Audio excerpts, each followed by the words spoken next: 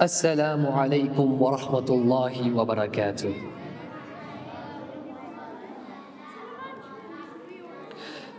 أعوذ بالله من الشيطان الرجيم. بسم الله الرحمن الرحيم. والسماء ذات البروج واليوم الموعود وشاهد ومشهود. قتل أصحاب الأخدود النار ذات الوقود إذ هم عليها قعود وهم على ما يفعلون بالمؤمنين شهود. وما نقموا منهم إلا أن يؤمنوا بالله العزيز الحميد الذي له ملك السماوات والأرض والله على كل شيء شهيد. إن الذين فتنوا المؤمنين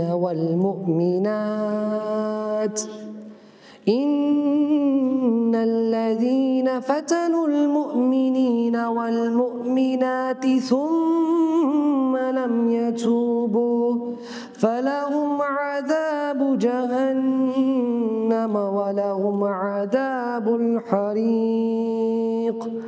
إن الذين آمنوا وعملوا الصالحات لهم جنات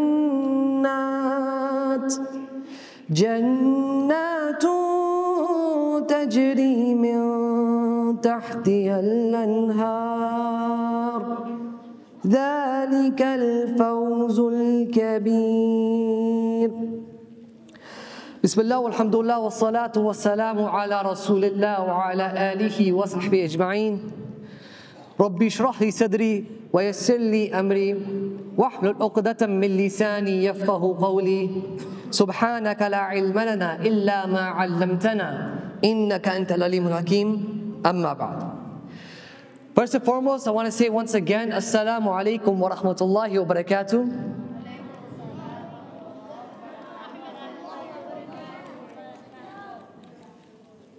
I want to welcome you guys all to the first Divine Tales event we're doing here at Masjid Al-Huda.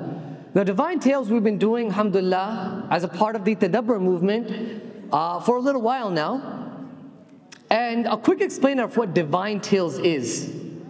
Divine Tales is a unique storytelling experience related to stories from the Quran. Allah subhanahu wa ta'ala says in the Quran, أَفَلَا يَتَدَبُّرُونَ الْقُرْآنِ. Do they not ponder or do tadabbur of the Quran? Deep contemplation, deep reflection of the Quran. Allah subhanahu wa ta'ala sent this Quran as a guidebook. It's meant to be a message for you and I so that we can make it to Jannah and please Allah subhanahu wa ta'ala. But oftentimes we don't necessarily take the Quran as seriously as it needs to be taken. And sometimes we don't necessarily pay attention to the stories of the Quran. Now what's interesting is Allah subhanahu wa ta'ala says in Surah Yusuf, He says, Alif Lam Ra, Tilka Ayatul Kitab al-Mubin. That these verses, these ayats, are from a very clear book. Inna anzalna alayka al-Qur'an al-Arabiyya la'allakum ta'qilun. We most certainly sent this Quran down in Arabic so that it's easy for you guys to understand. Then Allah says something very interesting. And this is the premise upon which Divine Tales was created. Allah subhanahu wa ta'ala then says, نَحْنُ نَقُصُّ عَلَيْكَ أَحْسَنَ الْقَصَصِ. Most certainly, we tell the absolute best of stories. You know what that means? Allah subhanahu wa ta'ala is saying something. Allah is saying, if you want to hear a good story, we've already told them before. If you want to learn how a story should be told, Allah's already told us. That's a pretty big claim. People shouldn't say, oh, I've heard the best story in this place. No. If it's not the Quran, it ain't the best. And Allah subhanahu wa ta'ala reveals to the Prophet various stories in the Quran. But what's interesting is stories in the Quran are very different from how stories you and I learn as kids. But before we even get into that, I want us to understand what Allah says He tells the best of stories. He's not lying. Allah is being very straightforward. He speaks the truth. And believing in Allah also means that we believe what He says. So there's no doubt that when He says He sends the best of stories, we better pay attention, because nobody will tell us a story the way Allah will. Now what's interesting is, does anyone know approximately how long ago the Quran was revealed? Yes. What's your name? Huh? 23 years. That's how long? But how long ago? How many years ago? How long ago? 12 years. No, not 12 years ago. Yes. 14 centuries. MashaAllah, Allahu Akbar. 14 centuries. Now what's interesting is the Prophet ﷺ says something very interesting. The Quran was revealed in the last chapter of human existence, or human history as we know it. And the Prophet ﷺ says, in a hadith narrated by Sahal ibn Sa'ad radiallahu anhu, that I have been sent as close to the hour as these two. And he puts his two fingers together. And another hadith, the Prophet says, verily Allah Almighty made the world for a short time, and what remains is but the shortest of it. The parable, or the example of what remains in human history, is like the pure mountaintop water already drank, while that which is left over is murky. Have you ever seen a puddle? Imagine the puddle all dries up and all that's left behind is the few little grains that's left. Or like if you drink a cup of tea, you know, like, or you know, especially if you ever drink Somali Shah, or if you drink Desi Chai, which honestly I think is the best drink out there. But you see, you know those little remains that stay behind the cup? Think of that as the murkiness. The Prophet said, all of what's left in the drink, in the cup, that's human history. That little small dots at the end that if you taste, it tastes horrendous. You want to spit it out as soon as it comes in your mouth. That's what's left of human history. And in one more hadith, the Prophet says, I am not of the world, and it is not of me. Verily I have been sent, and the hour is not far behind. Now why is this important for us to understand? This means that when the Quran was revealed, how many years of human history have already passed? Someone said here, how many years ago was the Quran revealed? 14 centuries. 14 centuries ago. How many years of human history were before that? 1980. Yes, you. What's your name? The pink hijab. Amina. Okay, how many years do you think have passed before that? How many years before the Prophet ﷺ did the world exist for? Take a guess.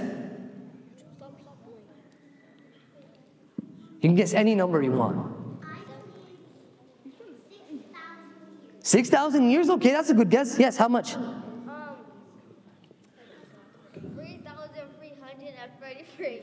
Okay, 3,300. I didn't catch the rest of the number. Okay, how many years? Yeah? 69,000. 69,000. Okay, how much? Yeah? Infinity. Okay, yeah? A million years? You know how long scientists say the earth was here for? If I'm not mistaken, is there any doctors or science people in the room? I didn't major in science. Yes, sister? Yes.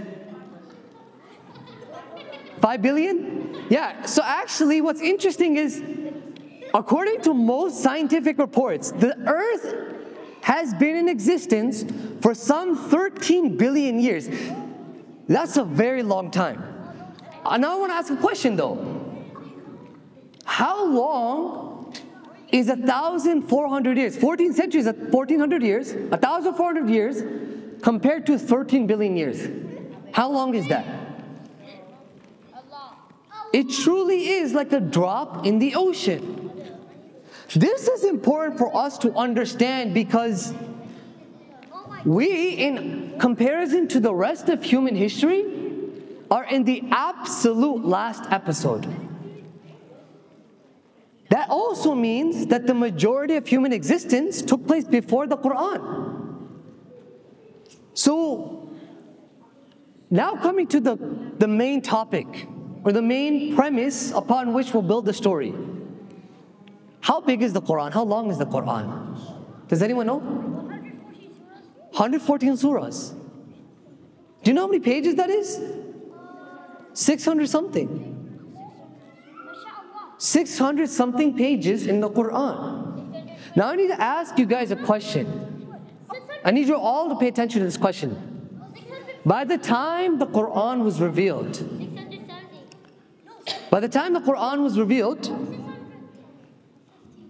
how many stories are in the Quran? You could probably, realistically, on about 2 or 3 hands, count the number of stories in the Quran.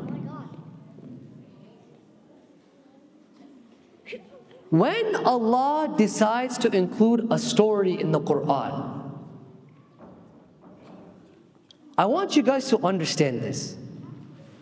That story must be incredibly important.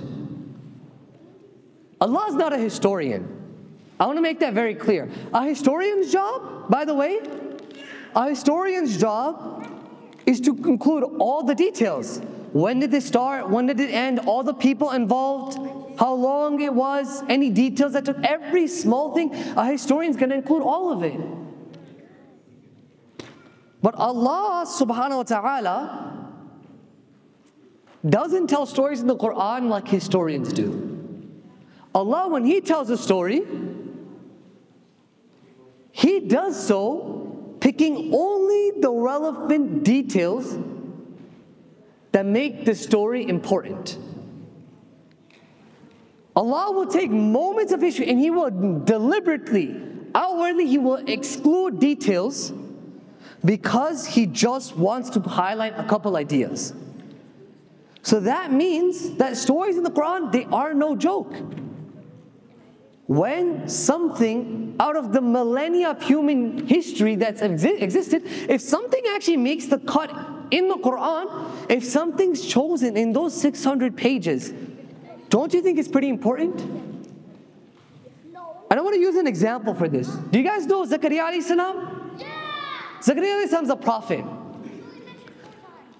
Zakaria alayhi salam, being a prophet of Allah, if we were to pause and study his life, every single angle of his life, don't you think we'd have lots of lessons to learn from him?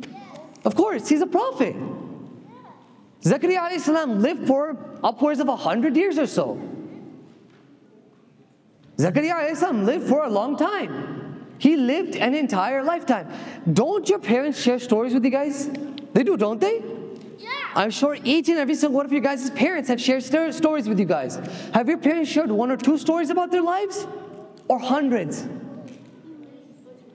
I know my parents, they've shared hundreds of stories about their lives.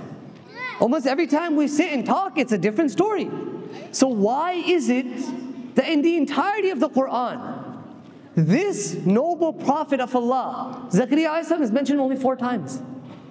And you know what's interesting? Yes. 3 of those times are the same story. No. It's the same incident again and again and again. The vast majority of his life, outside of this one incident, we don't know. Allah deliberately chose the one gem that was timeless, such that until the very end of human history as we know it, the exact wordings of that incident can extract the most profound and most meaningful lessons until the end of mankind. Similarly, Adam alayhi salam. You know a story about Iblis? This is a story we've all heard many, many times. You know how many times it's mentioned in the Quran? 9 times. First time you learn the story, it's like, whoa, this is pretty, wow, I didn't know that. Second time, it's like, oh wow, that's a good reminder. Third time, it's like, oh, I mean, wow, mashallah. Fourth time, it's like, okay. Fifth time, we're like, bro, we get the point. Why is the same thing mentioned 9 times in the Quran? Again and again and again and again. You hear the story again and again. Because I want you guys to understand stories in the Quran. Then the Quran is not a book of tales. It's not a story book.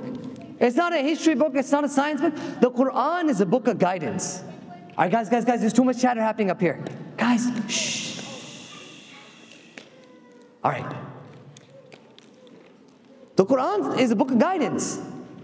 So when Allah subhanahu wa ta'ala decides to tell a story, whether He tells that story 1 time or 9 times, we got to pay attention.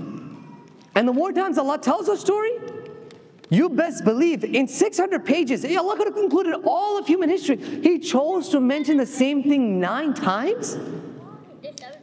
That's got to be pretty important. So the main lesson is that Quran is Huda lil-Muttaqeen. It's guidance for those who are conscious of Allah. Therefore, if something generally does make the final cut, if out of the thousands of years of human history, if something does make it in the Quran, you best believe it must have been such an incredible gem. It must have been such an incredibly beautiful incident, such that Allah decided to make it a part of human history to be recited until the Day of Judgment. Such that no matter which angle you study it from, you will always find guidance. That's not a small thing. So, I want us to understand that stories are for us to reflect upon. The story we're going to study today, the incident we're going to study today, is bigger than just any story night. If you want to only be entertained by a story, frankly speaking, you can go watch a movie. If Allah is going to tell us a story, we're going to understand every angle of it. And we're going to understand why Allah told the story the way He told it. And extract the lessons from it and live the story the way the Sahaba lived the story. Because the Sahaba were the first recipients of these stories.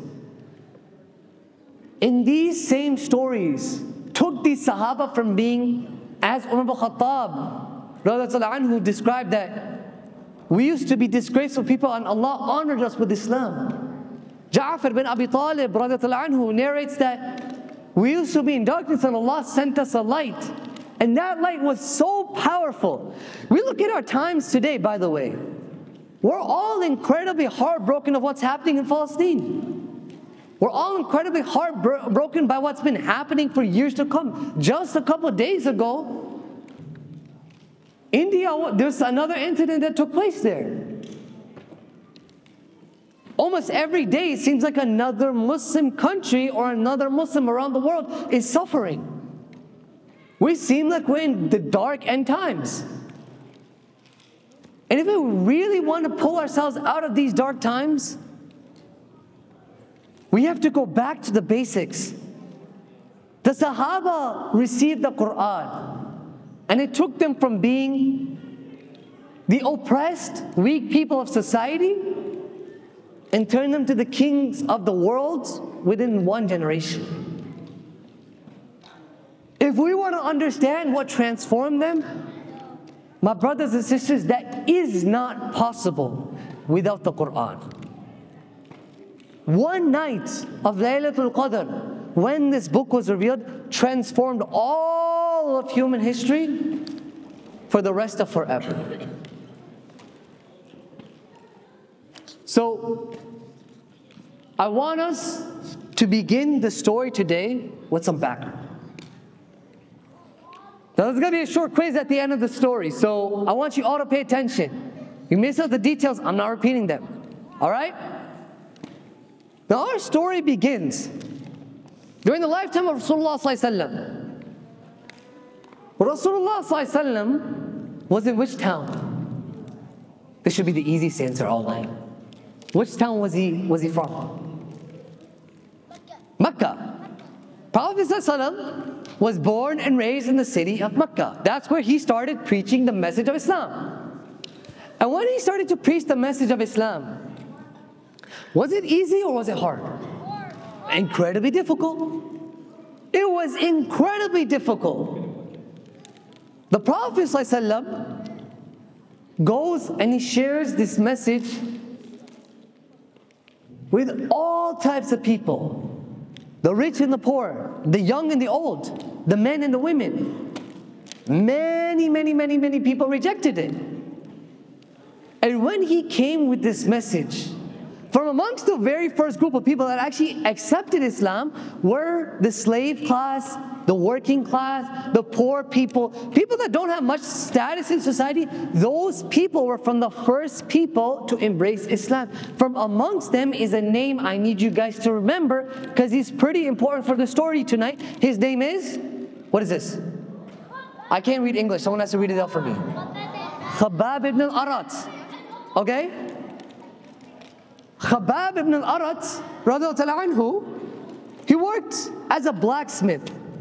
And he's one of the very first converts to Islam.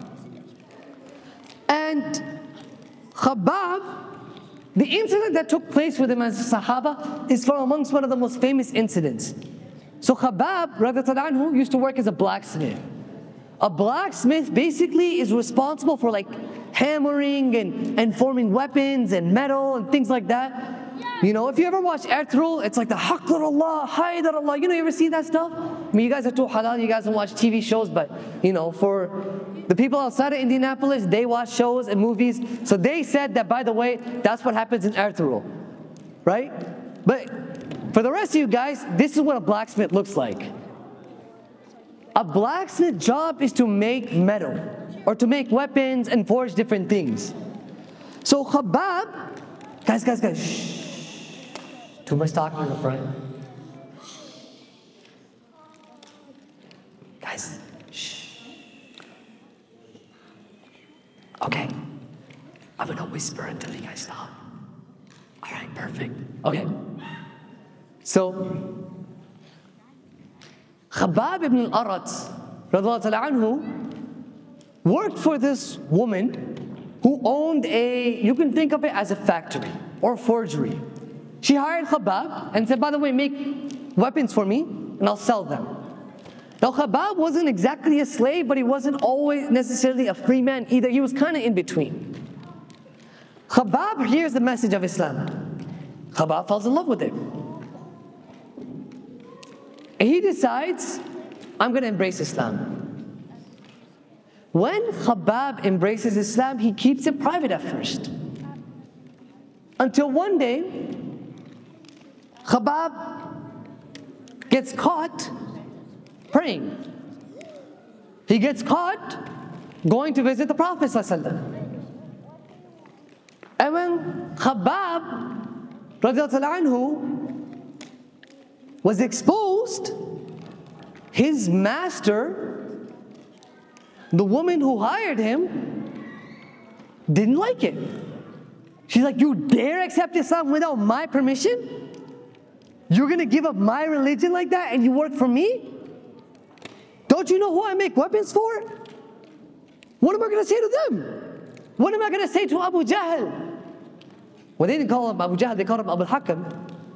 What am I going to say to Abu Lahab? What am I going to say to Al-Walid? My own worker embraced Islam and they're the ones cursing it? No. So this woman decides to start torturing Khabbab. And she ridiculed Islam. And she made fun of the Prophet ﷺ. And she tortured Khabbab.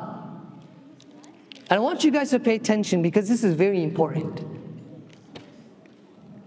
Khabbab was tortured in a way that very few Sahabas were tortured. During the time of Umar Khattab radiallahu anhu's khilafah, he called Khabbab, he said, Ya Khabbab, come here. He asked Khabbab, Tell me what happened to you in the days of early Islam. And it's narrated that Khabbab radiallahu anhu walks up to Umar ibn Khattab. He takes off his shirt and he shows Umar ibn Khattab his back. And it's narrated that the flesh and the fat and the skin on the back of Khabbab was completely burnt off. Umar radiallahu anhu swore that he has never seen a back like he saw the back of Khabbab. The woman who employed Khabbab, when she found out he embraced Islam, took the very things. You see, when you're a blacksmith, you gotta burn metal at a very hot temperature. You gotta almost melt it. And it's not an easy thing to bend and morph and things like that. So she takes those very same incredibly hot weapon, incredibly hot metal, and the hot coal, an almost lava-like liquid that Khabbab forges the metal with, and she puts Khabbab's back on it. And she forces Khabbab to lay down on it. And she placed hot coals on the back of Khabbab. And Khabbab radiallahu ta'ala anhu literally narrates, he says, my body was dragged over heaps of smoldering charcoal. And the only thing that could cool down that fire, the only thing that could cool down that charcoal was the blood and fat that dripped off my skin. Imagine that for a minute. You think the Sahaba had it easy? You think the Sahaba had a walk in the park? No. They suffered. He permanently lost his back, whatever he had of it, for the rest of his life. It never recovered. And this all happened because of what? Why? Because of Islam. Because he says, آمنا برب العالمين. آمنت بالله. I believe in Allah. So you did this with him? And the screams of Khabbab would be heard in the streets of Mecca, so much so the Prophet would cry and he couldn't do anything about it. Now, Khabbab, after essentially almost being burnt alive, right? Constantly being, put unconscious. At some point, Khabbab goes to the Prophet ﷺ and he says, Ya Rasulullah, ila mata? Ya Rasulullah, for how much longer? Ya Rasulullah, why? The Prophet ﷺ, I want to visualize this for you guys. The Prophet ﷺ is leaning against the Kaaba. And I want you guys to imagine this all for a moment with me. I need you guys all here with me. All right, guys. Shh. Okay. The Prophet ﷺ, imagine you're going through that hardship and you approached somebody for help. In this case, he approached Rasulullah ﷺ. And the Prophet ﷺ is leaning against the Kaaba. And Khabbab says, Ila mata, Ya Rasulullah, how much longer? And the Prophet ﷺ gets up like,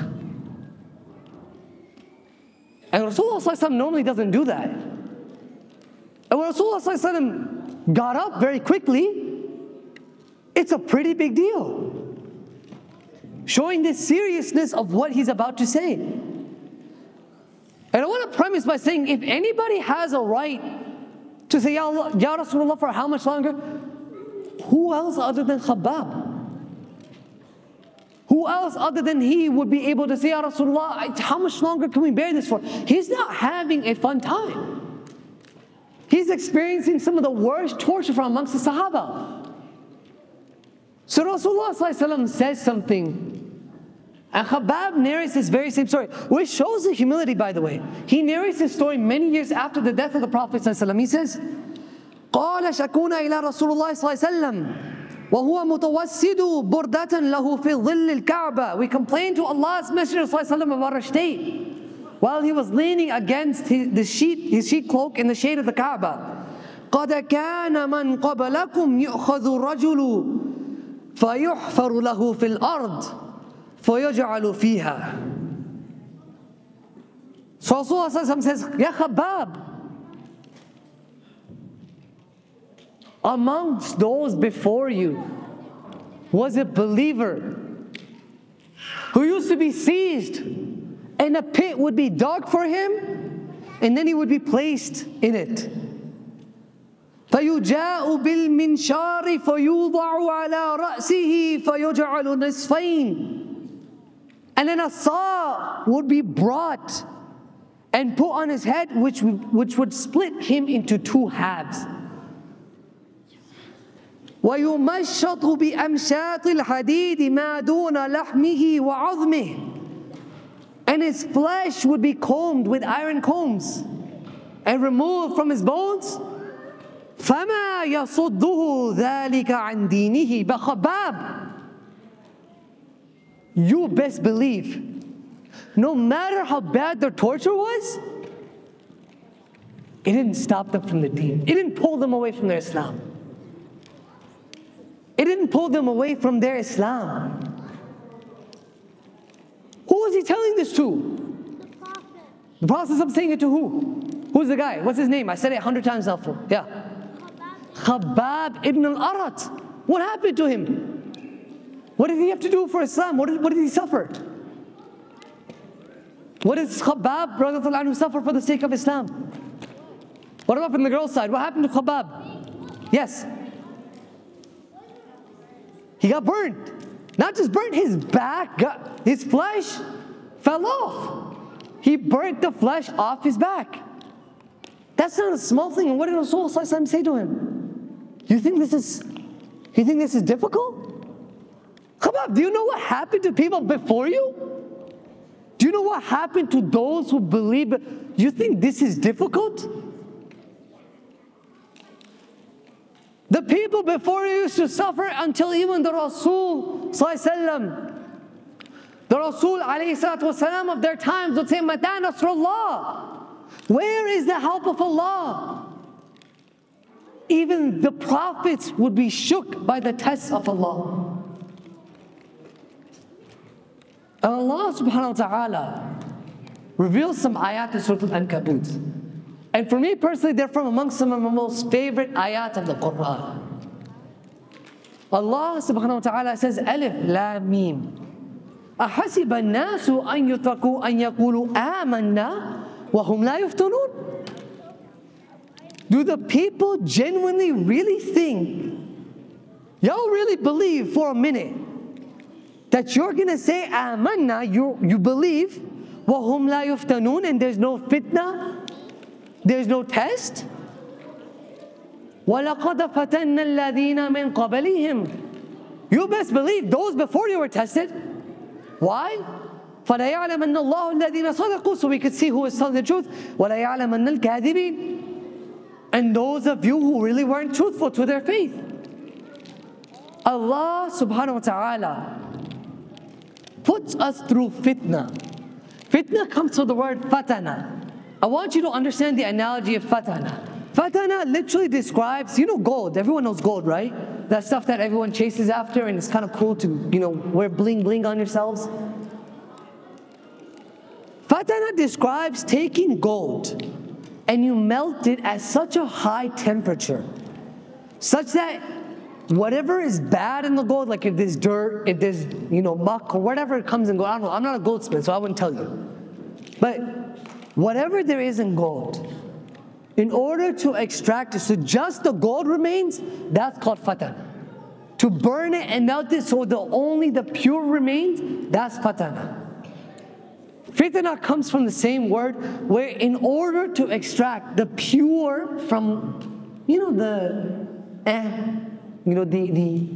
murky, okayish, that's what fitna comes and does. It distinguishes between two things. So Allah subhanahu wa ta'ala reveals this portion of the Quran. And this portion of the Quran and this hadith forms the basis upon which a story in the Quran was also revealed. And if we had the time, we would definitely try to discuss those ayat and that hadith in as much detail as we can. But I want us to focus on a story which the Sahaba learned from this incident, in which Rasulullah ﷺ said that amongst those before you was a believer who would be seized, and a ditch would be dug and he would be put into it, and yet it would not waver him from his deen. Khabbab radiyallahu anhu suffered and he heard that. We have not suffered like he has, but we're still needing to listen to this story because there are lessons for you and I to learn today. The story from the Quran, for which we will cover today, comes in 4 short ayats. 4. And it was this ayat I recited at the very start. And it comes in Surah Al-Buruj, where Allah subhanahu wa ta'ala says, قُتِلَ أَصْحَابُ الْأُخْدُودِ. Woe to the people who made the ditch. النَّارِ ذَاتِ الْوَقُودِ. And they filled the fire pit with fuel. They fueled it up. إِذْ هُمْ عَلَيْهَا قُعُودٌ. When they sat around this pit of fire. وَهُمْ عَلَى مَا يَفْعَلُونَ بِالْمُؤْمِنِينَ شُهُودٌ. And they sat around it watching what they had done to the believers, and the believers were a witness to what has been done to them. The people of the trench, Ashab al-Ukhdud, are amongst some of the most elevated people in the Quran. That Allah subhanahu wa ta'ala starts Surah Al-Buruj with one of the most interesting openings we find in the Quran. How does Surah Al-Buruj begin? MashaAllah. وَالسَّمَاءِ ذَاتِ الْبُرُوجِ. Allah swears by the sky which contains a fortress or constellation of stars. Stars are powerful. They're not some small thing. When Allah promises by the stars, that's a pretty heavy oath. Allah's promising by the might and the power of the oath. And when Allah takes a powerful qasam in the Quran, what Allah is going to say in the jawab al-qasam, in the response to that oath, is not a small thing. It's a very powerful thing Allah is going to speak about. These ayats come after a very, very powerful statement by Allah.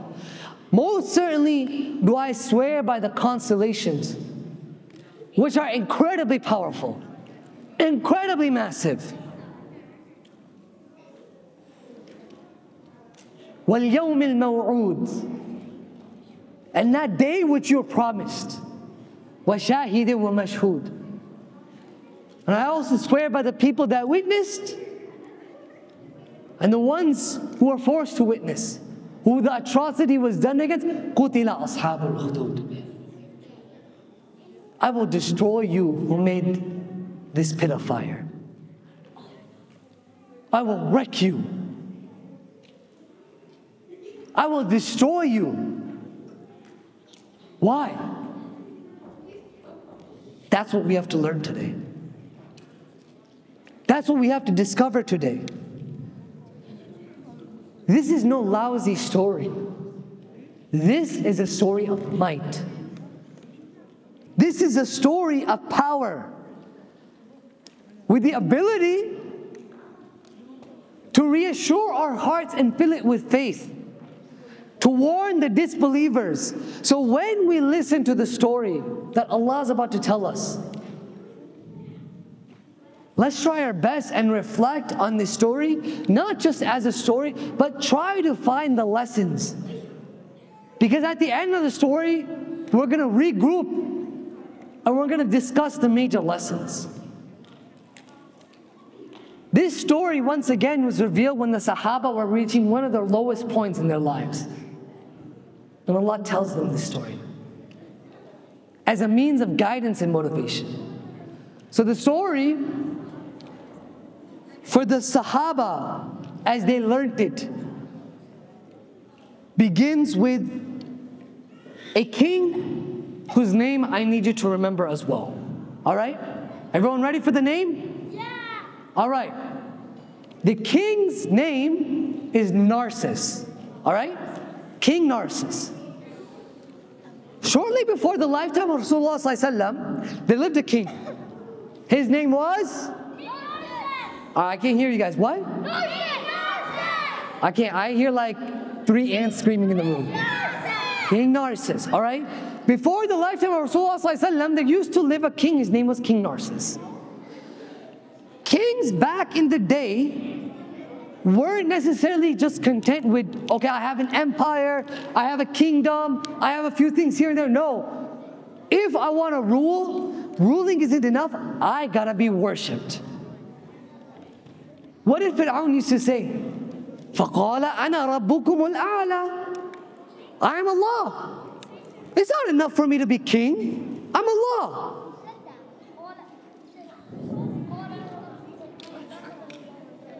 These kings needed validation in a way that normally you and I wouldn't expect people to get validation from. And so, when they want power, what happens in today's day and age? I mean, of course, we don't suffer from corrupt politicians today because, alhamdulillah, all our politicians, all our political leaders, Allah has guided them to haqq.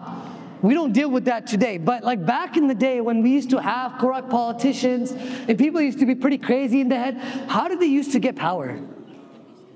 I was joking, by the way. Don't come and attack me at the end for claiming that our politicians are pretty nice. They're not. But how did people used to get power back in the day? What did they used to do? King. I mean, of course, kings, what would they do? Try to be Allah. How would kings try to get power back in the day? What do you do? If you were a king, what would you do? Yes. You. Yeah. What would you do if you were a king? Yes. So, I would tell all the people, believe in Allah, or I'm gonna seize you. Okay, you would tell people to believe in Allah or yourself. If you wanted power for yourself, would you say believe in Allah or believe in yourself? Allah. Well, you're Muslim right now, so you would say Allah. But if you weren't, you'd probably tell people to believe in me. Yeah, that's what they say. Right? Yes. You were gonna say something? No, that's what they say. Guys, I can't hear him. A lot of anonymous things what they would just do is, if they were related to anybody or just randomly, they would just kill the person. Yeah, you would kill people. You would make people your subjects. You would turn them into slaves. You would take advantage of your population. Of course, nobody does that today because, alhamdulillah, everyone's so halal. But kings back in the day resorted to all types of measures to go and get power. Of course, you guys have never seen Lion King because you all are so halal. But for the people outside of Indianapolis who watch movies, they kind of share the plot of Lion King. And in Lion King, what happens? There's this lion, his name is Scar. He gets angry or he gets jealous of his brother. I forgot his name, Mufasa or something like that. And he kills him. Why? So you can be king. Right? That's been the lessons that we've learned from day one. I mean, I guess not you guys because you guys don't watch movies, but for everyone else. So, this entire story is narrated in one hadith, a very long hadith found in Sahih Muslim, where the Prophet ﷺ begins by saying, كَانَ مَلِكٌ فِي مَنْ كَانَ قَبَلَكُمْ وَكَانَ لَهُ سَاحِرٌ. There lived a king before you, and this king had a magician. Guys, shh. I'm going to have to start separating you guys. So this king has a magician. This magician had one job. His job is all the people. Firstly, we got to make them poor. Because if they have any money, if they have any, ways to kind of rise up, then the king is going to be overthrown. We can't have that. Because the king has to stay king. On top of that, we have to somehow convince the people that the king is Allah. So how do they do that? The magician decides to play magic tricks. And not some like small party animals like, boom, I'm going to make a balloon animal. No, that's not how it works. This is actual sihr. This is actual magic. Bad magic. Very bad magic. And this magician decides to put people in these positions such that they have no other choice. But eventually, this individual, Sinadas, all right, that's the second name I need you guys to remember in the story. All right, Sinadas. Sinadas is a powerful sorcerer. Sinadas eventually gets old. And Sinadas was possibly the greatest magician. Like, he's the equivalent of Voldemort back in the day. Right? He is incredibly powerful. Yes, at that time. And he would show people that if they don't bow down to the king, you're going to get destroyed. You're going to suffer. I'm going to punish you if you don't worship the king. So the Prophet ﷺ goes on to narrate, and he says, فَلَمَّا كَبِرَ قَالَ الْمَلَكِ إِنِّي قَدْ كَبِرْتُ فَبَعَثْ إِلَيَّ غُلَامًا أُعَلِّمْهُ السِّحْرَ. So Sinadas goes to King Narcissus and says, yo, King Narcissus, I'm getting old, man. My bones ain't the same anymore. I can't do my tricks and spells, and when I do my Avada Kedavra, my elbows hurt. Like, I need somebody who's younger than me who can help me with my magic, who can learn from me. All right? Why? Why would he do this? So the king can still be worshipped. So we can still continue to trick people to worshiping the king. So, فَبَعَثَ إِلَيْهِ غُلَامًا يُعَلِّمُهُ. The king then sent to this sorcerer, Sinadas, a young man.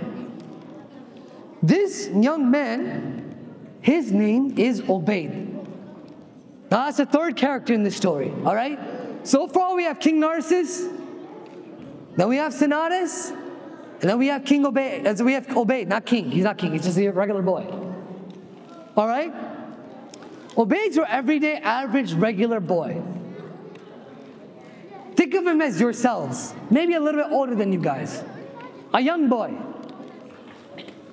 Ubayd wins a magic contest within his hometown.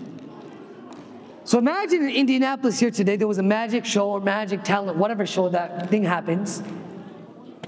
Ubayd goes to participate in it, Ubayd wins. When Ubayd wins, the prize basically is you get to become the king's next sorcerer, which equivalent, for the daisies in the audience, that's like if your son went to go become a doctor at Harvard or something. It's not a small thing. It's a pretty honorable thing in the eyes of the general people, So you could say like, oh, mera beta doctor ban gaya, like something like that. But except in this case, he's a magician, right? Ubayd wins this contest. He finds out, I get to become the king's next sorcerer. Or I get to learn with Sinadas to become the king's next sorcerer. Now, Ubayd is also a simple guy. Ubayd doesn't really care much about religion as much. Ubayd is someone who's like most teenagers today. Maybe once in a while will do something if the parents ask him to, but for the most part, it's basketball and that's it. It's like LeBron James, Fortnite, and then maybe Allah at number 3 for him. Think of Ubayd as that. Someone who doesn't really care much about religion. So, when Ubayd gets hired to become the new sorcerer for King Narcissus, he takes a specific route.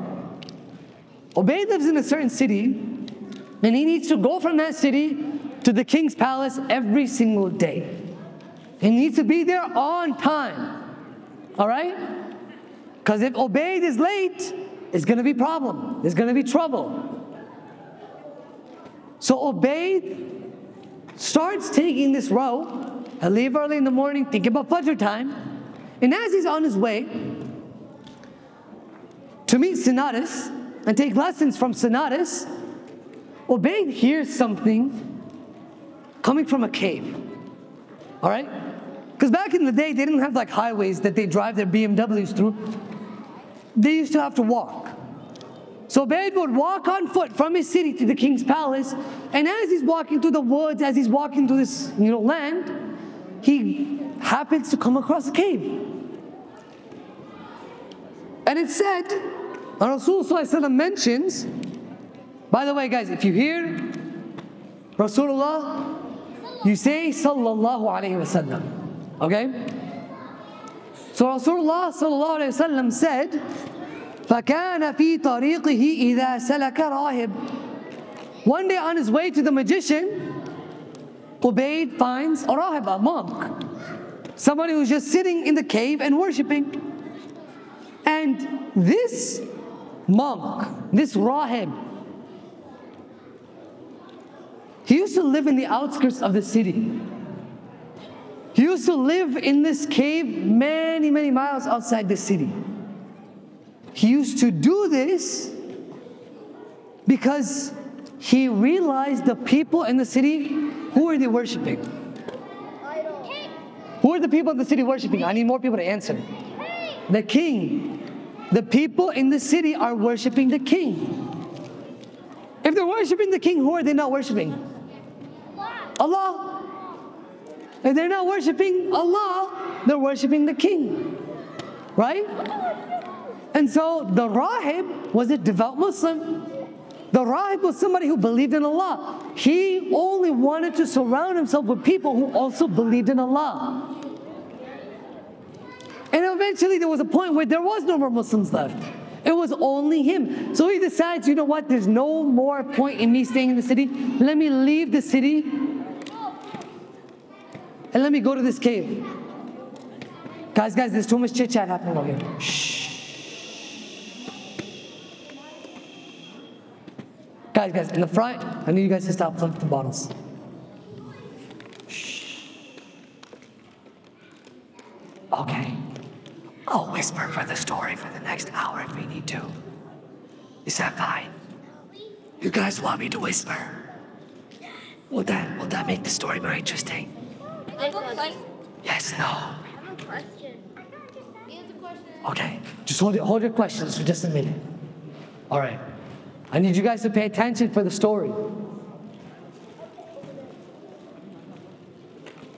So this monk, this old man, this rahib, when he used to sit here, he used to worship Allah. And because Ubayd entered this cave, he starts telling Ubayd about who he is. فَقَعَدَ إِلَيْهِ وَسَمِعَ كَلَامَهُ فَأَعْجَبَهُ. So Ubayd, he walks in and he sits down next to the monk. And he asks the monk that, what's your story? Why are you in the middle of a cave, secluded from everyone else? Why are you sitting in here, separated from the rest of the people? And so this monk begins to tell him about what happened in the city and how he worships Allah. And he begins to introduce Ubayd to Islam. Now up until this point, Ubayd hasn't heard about this thing called Islam. Ubayd is learning about Islam for the first time ever. And as he's learning about Islam, up until this point, Ubayd realizes, I've only been learning about magic and sorcery. Magic is usually done by people who don't worship Allah. Magic is done by those who want to associate partners with Allah. So he went ahead and he's been learning that. So, as he's about to leave to go to his magic lessons, the monk tells him, by the way, like, make sure you come back in the future. He's like, okay, I'll think about it. And he returns and he goes back to his lesson. فكان إذا أتى الساحر مر بالراهب وقضى إليه. And then eventually it became a habit. As Ubayd would leave to go to his magic lessons, he would also go to attend lessons with the monk. He would sit with the rahib and he'd take lessons. And as he's sitting with the rahib, he would learn about Islam. However, those lessons took a lot of time. Guys, put away your phones. Guys, shh. I need you guys to turn around. I can see you guys right in front of me. It's like so funny. Turn around. There we go. It's okay, you can live without your phone for 5 minutes. You're not gonna die. Clash Royale isn't going anywhere, I'll tell you that. Trust me. I've been there. I know what it's like. You might lose a couple of trophies, but it's okay. You'll win some in the eyes of Allah, you know. It's a good trade-off, right? Right? All right, fantastic. Okay. Where was I? What was I saying? Something about Islam? Oh yeah. Allah subhanahu wa ta'ala, sorry, the Prophet is telling us the story. And as this young man Ubayd is taking lessons with the kings, or with the monk, he starts to get late to his magic lessons. When he gets late to his magic lessons, فَإِذَا أَتَاهُ السَّاحِرَ ضَرَبَ. The magician would beat him, Sinatus would beat him up because he would get late for his lessons. And when he would get late for his lessons, فَشَكَى ذَلِكَ إِلَى الرَّاهِبِ فَقَالَ إِذَا خَشِيتَ سَاحِرًا فَقُلْ حَبَسَنِي عَلَى أَهْلِي. He complained to the monk that, by the way, like, when I come to learn from you, the magician beats me up. And so he tells the magician, so the monk tells him, okay, tell the magician that I'm late because my family held me back. And if the magician gets upset over that, then just tell him, inshallah, by tomorrow I'll try to be on time. And he's like, but my parents beat me up because the magician has to hold me back to finish the lesson. So when the magician holds me back, my parents get upset. And when my parents get upset, they beat me up too. So I'm getting beat up from both sides. What should I do? So he said, when you get late from me to go to your magic lesson, tell them your parents held you back. Or when the magician holds you back, tell them your parents that the magician held you back. So don't blame me for that. So Ubayd will continue this habit. And as he's learning about Islam, Ubayd starts to become conflicted. He gets confused. Because on one side he's learning about Islam. On the other side he's learning about kufr. And now he's learning about both things. And as any regular young individual, he gets pretty confused. He gets very confused. Okay, go. Now Ubayd is stuck. Do I follow Islam? Or do I follow shirk and kufr? You can't have 50% water and 50% dirt in the same glass and expect you to drink and taste nice. It has to be one or the other. So Ubayd, in this conflicted moment, Allah, or the Prophet shares this incident. فبينما هو كذلك إذ أتى على دابة عظيمة قد حبست الناس. Then one day, on his way to his magic lesson, there's a magic beast. What's on the screen there? What is that? A rhino. What is that? That's a rhino, bro. It's a rhino. It's a rhino, right? It's a rhino. So he sees the magic beast. All right, guys. Shh. Okay, come back here. All right. That's your dog, rhino. On his way to his magic lesson, I can wait all day, trust me. Guys. Okay, there we go. So, on his way to his magic lesson, he sees a beast on the way. And this beast wasn't common to the area, it wasn't common to the town. The people panicked.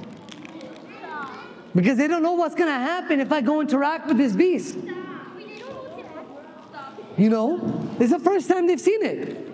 So, Ubayd takes this as an opportunity. He says, you know, let me do something that's pretty cool.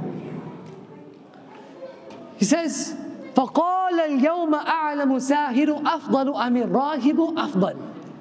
I will come to know today whether the magician is superior or the monk is superior. Meaning, who is really telling the truth? Whose religion is right? And so he says, فأخذ حجرا فقال اللهم إن كان أمر الراهب أحب إليك من أمر الساحر فاقتل هذه الدابة حتى يمضي الناس. So Ubayd decides, he picks up a little stone. He looks at the beast in the distance. He says, Ya Allah, you whoever's up there, whichever Rabb, whichever creator, whichever God is up there, if this creature dies by this stone, then it means the monk was telling the truth and the magician was lying. If the monk is more beloved to you, kill this rhinoceros or this beast by the stone. It's not even a boulder, it's a small stone. So he takes the stone, فَرَمَهَا فَقَتَلَهَا وَمَضَى النَّاسِ. He threw the stone.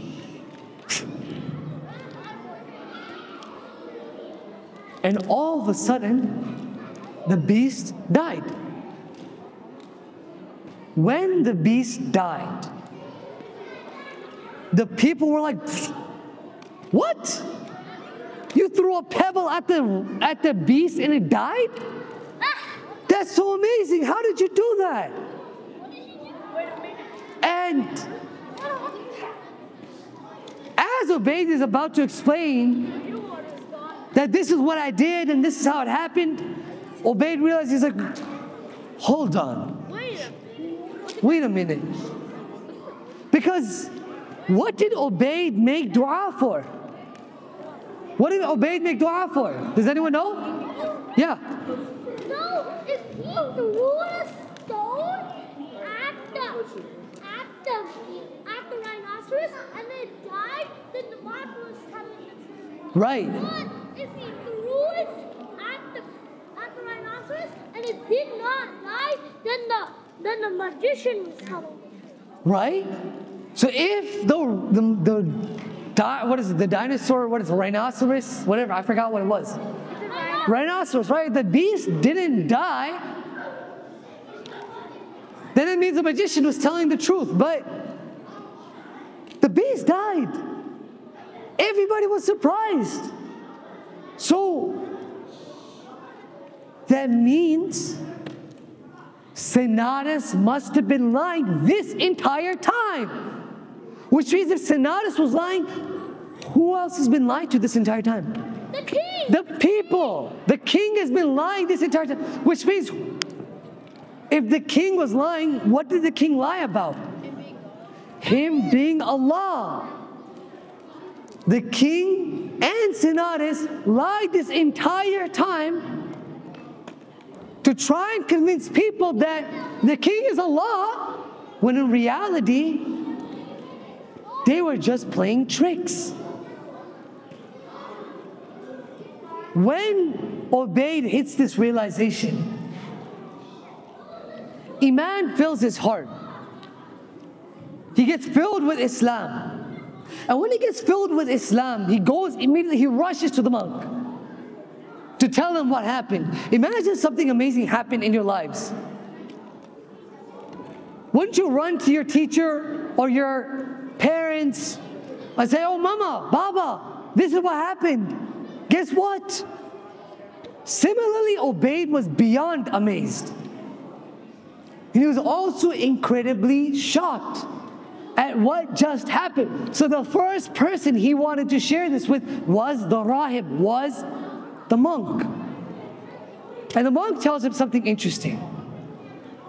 The monk says, فَأَخَذَ حَجَرًا فَأَتَى الرَّاهِبَ فَأَخْرَجَهُ فَقَالَ لَهُ الرَّاهِبُ أَيُّ بَنَيْ, O my son, today أَنْتَ الْيَوْمَ أَفْضَلُ مِنِّي, today you're even better than I am. Oh son, what you managed to do today, you're better than me. But that doesn't come easy. قَدْ بَلَغَ مِنْ أَمْرِكَ مَا أَرَى وَإِنَّكَ سَتُبْتَلَى فَإِنْ ابْتُلِيتَ فَلَا تَدُلَّ عَلَيَّ. Your affair has come to a stage. You're at a point now, my son, where I, based on my experience, based on my scriptures, based on what I already know, what we learned during the time of Isa alayhi salam, because he's right before the Prophet sallallahu alaihi wasallam. The Prophet before Isa, Prophet sallallahu alaihi wasallam was Isa alayhi salam. We learned from Jesus, who taught in his scripture, and he taught his companions who taught us, that your affair, you have just reached a point in your Islam that you're going to be tested soon. And in case you get put to the test, don't mention my name to anyone. Why should he not mention his name to anyone? Why would the monk make such a request? What do you guys think? Why would the monk ask Ubayd not to mention him if he's tested? Why? Yes? Yes, say a little bit louder. So you can pass, okay. Think a little bit different than that. It's close. But yes. Exactly. The monk asked Ubayd to keep his location secret so he could stay hidden the entire time. Because the monk already secluded himself. If he gets caught, what's going to happen to the monk? Are people going to, hug him, give him chai and biscuits, and say, by the way, come teach us about Islam? No. They're going to kill the monk. Right? So the monk says, by the way, if they catch you, if you get put to the test, don't tell people about me. So now that Ubayd embraces the truth, guys, we're almost done with the first part at least. Shh. I'll give you guys a break in just a few minutes. All right? But I need you guys to pay attention. Now that Ubayd has embraced the truth, now that Ubayd has decided to become Muslim, guys, shh. I need all bodies facing forward. Okay, guys, shh. I can see half you guys still turned upside down. I can wait all day. Hey, boogie, what's again? Girls, shh. Okay, there we go. Alhamdulillah. So now that Ubayd has finally become Muslim, now he's told he's going to be tested. He's learned Sinaris is lying, King Narcissus is lying. But also, I gotta do something about it.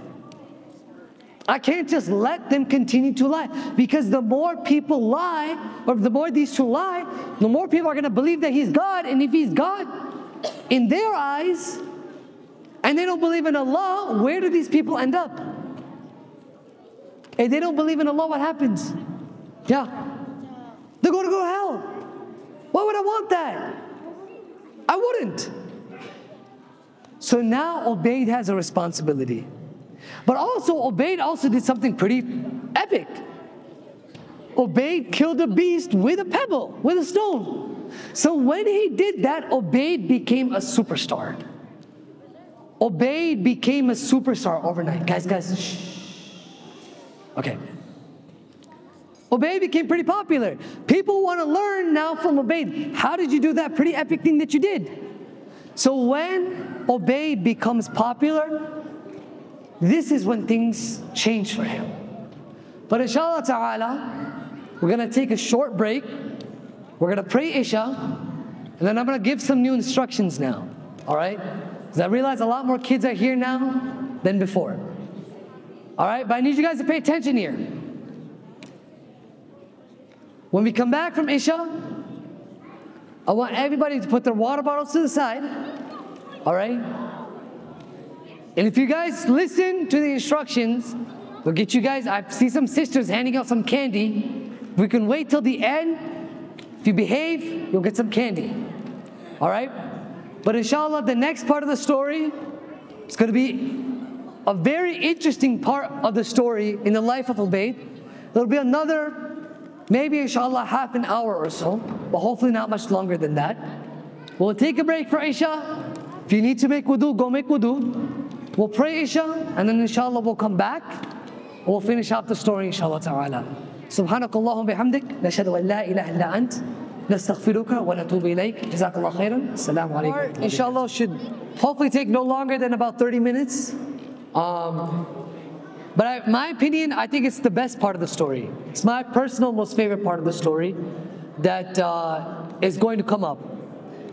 Now, before we get into that part, I want to give a quick recap again of what we discussed in the first half of the story. So obviously, firstly, we discussed that if Allah mentions a story in the Quran, you best believe it's probably pretty important. And it deserves an immense amount of attention, especially given the fact that there are only a limited number of stories mentioned within the Quran itself. Now, with that being said, the story we studied today was revealed. Does anyone remember which Sahaba for who this story was revealed to or revealed for in order for him to gain inspiration or motivation? Does anyone remember? Let's test to see how many people are actually paying attention. What was the name of the Sahaba? Anyone know? Yes, nobody, huh? Close. Khabbab. Yeah. Khabbab ibn al-Arat, radiyallahu ta'ala anhu. Right? And we mentioned his back was burned to the point where his flesh fell off and things like that, and the fat dripped off his skin or dripped off his back. All that happened to him. And the Prophet tells him, by the way, you have it difficult, yes, but look at what happened to these people. And then the story of Surah Buruj was revealed. And in Surah Buruj, we learned about 4 characters. King Narcissus, who had a magician named Sinaris. And Sinaris' main job was to convince people that you got to worship King Narcissus. So he hired, eventually Sinaris got old. He couldn't do what he needed to do anymore. And eventually, he tells the king, I need somebody to teach me, or somebody who I can teach, who can still do the magic. So they bring Ubayd. Ubayd comes in, and as he starts to take lessons from Sinaris, he gets caught up in a cave where he meets this monk or a rahib, right? A worshipper of Allah. He tells him about Islam, and eventually he becomes conflicted until one day he decides to challenge that claim when there was a beast that was on the road. So he made dua to Allah that Allah, if Islam is right, kill the beast. If it's not, then let the beast live. Lo and behold, the beast was killed. And all of a sudden he realized that Sanadas and the king have been lying this entire time. When he finds that out, he goes to the rahib, he goes to this monk, and now the monk is trying to help him understand, now that you're at this point where your heart has been filled with iman, you're going to be severely tested. So, this is where now we enter the latter half of the story, where Ubayd's story, or Ubayd's test really begins. Now obviously Ubayd did something incredibly epic in the last part of the story. What happened there? What did he do? He did something super epic. People were like, how did you do that? That's amazing. Yeah. He helped the blind and those suffering. But not on the screen, but other than that, what else happened before that? Like if we were to go back here, to recap, what happened before in the first half of the story that people were like, how did you do this? He even made dua when this happened. What did he try to do? Yeah? How did he want to test it though? What was he trying to do? In what moment did he ask that? He picked up a stone and tried to kill a beast. Right? The rhinoceros, right? You guys remember the rhinoceros? So he tried to kill the rhinoceros, or the beast, or whatever, with a stone. And that doesn't normally happen. People don't kill animals that large with a pebble. It has never happened in human history. So the fact that he did it was pretty impressive. And so then, because of that, people started to go to him. But also, he was already pretty famous because at the start of the story, we learned that Ubayd had actually become the king's new sorcerer, so to speak. And people had learned about that, right? People had learned about the fact that this young man is now in charge of helping the king. And he could do magic, apparently, because that was magical. That was not normal. Magic is miraculous. It's unnatural. It's unknown to regular people. So the Prophet ﷺ goes on, it's still the same hadith, by the way. It's almost 2 pages long, the hadith.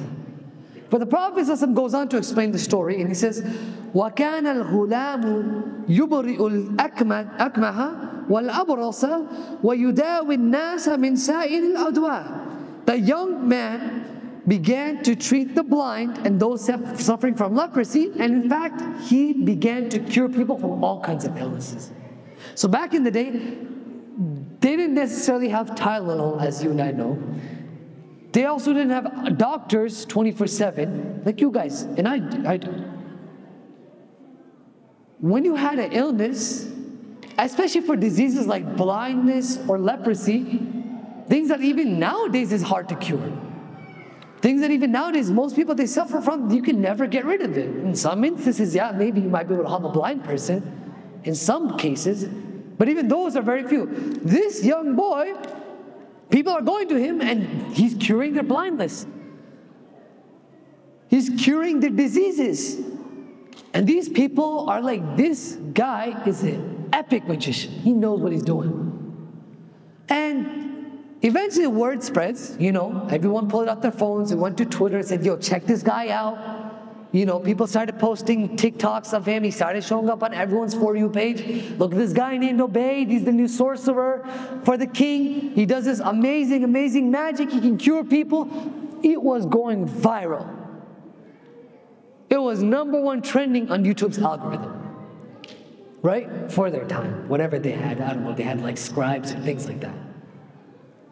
But news started to spread that this kid had some pretty cool powers. And when that happened, one of the ministers of the king, one of the people who worked very closely with the king, actually ended up going to Ubayd to cure his blindness. And, you know, as usually happens with, you know, people as they age, their eyesight gets weak. So similarly, this minister had reached an age where it was beyond the point of like fixing your eyesight. He went blind. So his name is Imsak. imsak, as the Prophet ﷺ said, فَقَالَ مَا هَاهُنَا لَكَ أَجْمَعُ إِنْ أَنْتَ شَقَيْتَنِي. That he came to Ubayd and said, if you cure me, all of these gifts, and he brought lots of gifts. Basically wanted to pay Ubayd to cure him. He said, by the way, if you cure me, you see all these treasures, that crown, that mountain of gold, this bag of money, all that, it's yours. You can take it. And then Ubayd said, فَقَالَ إِنِّي لَا أَشْفِي أَحَدًا إِنَّمَا يَشْفِي اللَّهِ فَإِنْ أَنْتَ آمَنْتَ بِاللَّهِ دَعُوتُ اللَّهَ فَشَفَاكَ. He said, me personally, I don't heal anybody. It's not even in my ability. I don't cure people. Shifa comes from Allah. And if you believe in Allah, I'll make dua to Allah for you and He'll heal you. Allah will cure you. This is pretty important. Because up until this point, everyone believed that Ubayd has been doing this out of his own, his own powers, his own magic, whatever he had. And Ubayd has the skills and the ability, or whatever magic powers it is. They don't understand this concept of Allah. The only Rabb they've ever known up until this point is who? The king. They don't know any Rabb other than the king. And so now you're saying that I have to make dua to this Allah and He's the one who cures people? What? But فَآمَنَ بِاللَّهِ فَشَفَاهُ اللَّهِ. So this minister decides, you know what? I'll do it. He embraces Islam. And because of that, Allah cured him. فَأَتَى الْمَلِكَ فَجَلَسَ إِلَيْهِ كَمَا كَانَ يَجْلِسُ. So after he gets cured, he's the minister of the king. He has a job during the days of 9 to 5. He goes back to his work. He goes back to the palace. Comfortably he goes, and he's the right-hand man of the king. He goes, he takes a seat right next to him, and the king looks at him, and he's like, Imsak? What happened? What do you mean? He's like, how many fingers am I holding up? 3. What? What do you, wait a minute, huh? فقال له الملك من رد عليك بصرك قال ربي. The king said to him, who restored your eyesight? And he said, قال ربي, my Lord. And he said, قال ولك رب غيري. And I know I didn't cure your eyesight, so you say you have another Rabb other than me? You hear yourself, Imsak, right? You were blind yesterday. How did you get your eyesight back? And you're claiming there's another Rabb other than me? قال ربي وربك الله وربك الله. My Lord and your Lord, my Rabb and your Rabb is Allah. It's Allah. Well, none of this you are Rabb nonsense. None of that. Our Rabb is Allah. So he begins to torture Imsak. King Narses orders for the guards to arrest him immediately. They grab him. They start to beat him up. They imprison him. They starve him. And they punish him severely. And the torture goes on and said, oh, how did you learn about another Rabb when it is impossible for you to learn about another Rabb? Who taught you? I know Sanadis' magic is not weak to the point where you can learn about a Rabb other than me. How did you learn? Eventually he gave it up. I learned from this boy. So the king decides to summon Ubayd. Ubayd, come. At this point, Ubayd has been undercover the entire time. The king has no clue. Narses has no clue. Sanadis has no clue. Nobody has any clue that this guy is a Muslim. Up until this point, anything that Ubayd has done, what did people think it was? sorcery, it was magic. They thought it was magic. So now Ubayd comes in front of the king. And the king says, Ay bunay, oh my son, قد بلغ من سحرك ما تبرئ الأكمه والأبرص وتفعل. You've surpassed anything even Sinaras could do. You could heal the blind and the leper, and you can do so and so and such and such. You've surprised me even more than I could ever imagined. What kind of magic is this? Where did you learn that quick? فقال إني لا أشفي أحدا إنما يشفي الله. No, it's not me. I don't heal anybody. You know who does heal though? Allah. Allah heals. So the king hears this and becomes furious. How dare you in my kingdom claim that there is another Rabb than me? Do you know who you're talking to, young boy? I brought you here. You have the audacity to tell me that there's another Rabb other than me? And he begins to torture Ubayd. And he beats him up. And he smacks him left and right. And then an investigation begins. How did this boy come to know about a Rabb? Allah? As Sinaras and Narcissus begin to discuss, how could they have known about Islam? We destroyed it during your father King Abid's time. King Abid was the father of King Narcissus, and King Abid was a Muslim, and so were his subjects. Narcissus didn't like that. Narcissus killed his father. And he got rid of all the previous Muslims. But hold on a second. Did we really get rid of all the Muslims? Narcissus, do you remember that? Do you remember there was that old judge? During the time of King Abid, he was the one who rejected you. He was the one who called you out. We didn't get rid of him. He just happened to leave the city. Could it be that old judge from King Abid's time that's still around? No. Or was it? So Sinaras thought very hard. He started to cast his spells to try to help him get some answers. That's when he realized, perhaps that old judge may as well still be alive. And he might not be a judge anymore. He might as well be a rahib, the monk, who taught Ubayd all about this Allah stuff, this Allah business that this kid is spouting and spewing left, right, and center. It's his fault.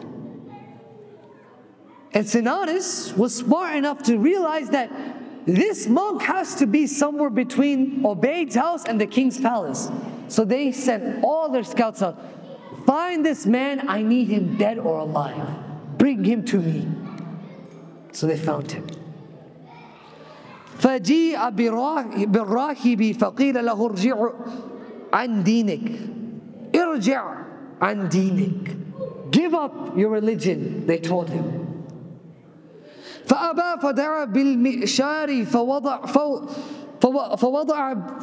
الْمِئْشَارَ فِي مَفْرِقِ رَأْسِهِ فَشَقَّهُ حَتَّى وَقَعَ شِقَّاهُ. It's a very graphic and a very disturbing part of the narration. But he refused. He said, of course not. Never giving up my deen. They said, give it up or we'll kill you. He said, you can do what you want. So they took him in order for a saw to be brought, and they sawed him in half until his two parts of his body fell apart.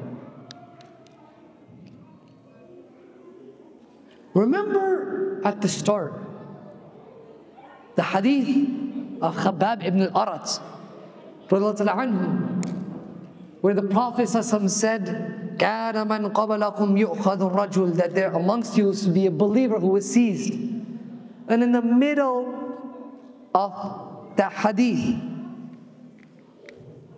فَيْجَاءُ بِالْمِنْشَارِ فَيُوضَعُ عَلَى رَأْسِهِ فَيُشَقُّ بِثْنَتَيْنِ وَمَا يَصُدُّهُ ذَلِكَ عَنْ دِينِهِ, that a man would be brought and they would bring a saw and would put it on the top of his head and he would be split into two halves, and that did not turn him away from his deen. Who do you think that was talking about? Which believer was seized and sawed in half in that hadith? It was the rahib. It was the monk. That hadith is pretty integral to the story of Ashab al-Ukhdud, because all those people mentioned, and there were people who suffered in that incident. And he's telling Khabbab ibn al-Arat, yes, you have it hard, but do you know what happened to those people before you? ثُمَّ جِيءَ بِجَلِيسِ الْمَلِكِ, so then they bring imsak. They bring the king's minister. فَقِيلَ لَهُ إِرْجِعْ عَنْ دِينِكَ, give up your deen now. You don't want to be like the last guy. فأبى فوضع المنشار في مفرق رأسه فشقه به حتى وقع شقاه. He refused as well. He said, I'm not giving this up. And so he suffered the same fate as the rahib. ثم جيء بالغلام فقيل له ارجع عن دينك, and then they brought that young boy and it was said, give up your deen as well. فأبى, he refused. فدفعه إلى نفر من أصحابه, so he commanded soldiers, guards, seize him. فقال, and it was said, اذهبوا به إلى جبل, take him to a mountain. فاصعدوا به الجبل فإذا بلغتم ذروته فإن رجع عن دينه وإلا فطرحوه فذبحوا به. Make him climb up, take him up to the top of the mountain. And when he reached the top, ask him to give up his deen. Take Ubayd and take him to the top of the mountain. Tell him to give up his deen. But if he says no, then toss him over the side. Get rid of him. So the guards seize Ubayd. And they take him to the mountain next to the king's palace. فصعدوا به الجبل فقال اللهم اكفنيهم بما شئت. They made him climb to the top of the mountain and said, Ubayd, give up your religion, we're going to throw you overboard. And he said, Ya Allah, save me from them in any way you like. Look at this. He's about to die. He has almost every reason to believe he's not going to live to see another minute. Yet he still asks Allah, Ya Allah, I trust you. I trust you. I know you're going to help me. فَرَجَفَ بِهِمُ الْجَبَلُ فَسَقَطُوا. So the mountain began to quake. An earthquake started to happen. They all fell down. Every soldier died. But you know who didn't die? Ubayd.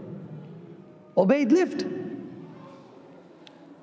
Now, this happened.